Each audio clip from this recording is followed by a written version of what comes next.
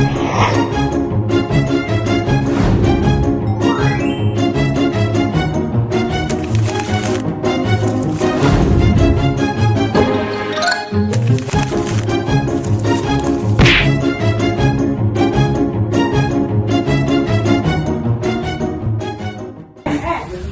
semuanya, selamat datang di podcast kami hari ini.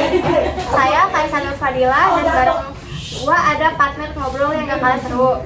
Hai, nama gua Ahmad Putadi. Nah, kali ini kita bakal ngobrol topik yang penting banget, yaitu sejarah pergerakan nasional Indonesia. Ya, pergerakan nasional ini adalah salah satu titik balik sejarah bangsa kita.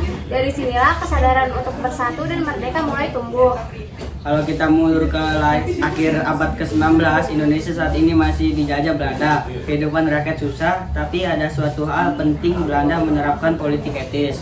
Politik etis inilah memang katanya untuk membalas budi dengan memberi akses pendidikan, irigasi, dan transmigrasi. Walaupun ada kepentingan Belanda di baliknya, dari sinilah lahir generasi terpelajar Indonesia. Dan dari generasi inilah muncul kesadaran baru. Kalau kita ingin maju dan merdeka, harus ada gerakan bersama. Tahun 1908 jadi tahun penting karena lahirnya organisasi Budi Utomo. Ini organisasi modern pertama di Indonesia yang didirikan oleh para mahasiswa Stovia. Tujuan awalnya memang masih terbatas pada pendidikannya dan kebudayaan Jawa, tapi ini jadi langkah awal lahirnya kesadaran Indonesia nasional. Setelah itu terlahir Serikat Islam tahun 1911. Nah, kalau yang ini jelas lebih luas pengaruhnya karena berbasis rakyat banyak, terutama kalangan pedagang dan masyarakat kecil. Nggak berhenti di situ, muncul juga Institut Partit tahun 1912 yang didirikan 3 serangkai Dewe, Deker, Ki Hajar, Dewantara, dan Ki Jebol Konsomo. Organisasi ini keren banget karena udah secara terang-terangan menyuarakan kemerdekaan, bukan cuma berbaikan hal-hal kecil. Di sisi lain ada Perhimpunan Indonesia di Belanda yang berisi mahasiswa. Mereka mulai memperkenalkan istilah Indonesia sebagai identitas bersama. Ini penting banget untuk membangun rasa persatuan lintas daerah. Dan puncak pergerakan pemuda bisa kita lihat dari Kongres Pemuda 2 tahun 1928. Dari kongres inilah lahir Sumpah Pemuda. Isinya jelas banget, satu tanah air, satu bangsa, dan satu bangsa Indonesia. Dari situ perjuangan nggak lagi kedaerahan, tapi jadi perjuangan nasional. Bayangin anak-anak muda dari berbagai daerah bisa sepakat untuk menyatukan visi. Itu luar biasa banget untuk zamannya.